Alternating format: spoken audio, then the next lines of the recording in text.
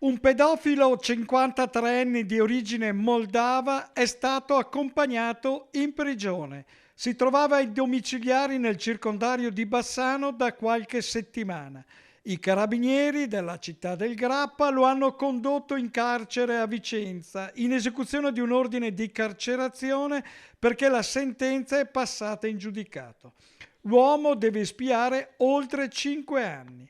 A suo carico anche una misura di sicurezza. Dopo aver scontato la pena detentiva, per un anno non potrà avvicinarsi ai luoghi frequentati dai minori.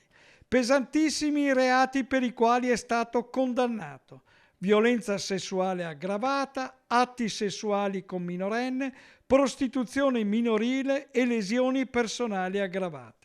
I fatti contestati si sono verificati a Mestre tra l'estate 2021 e la primavera del 2023.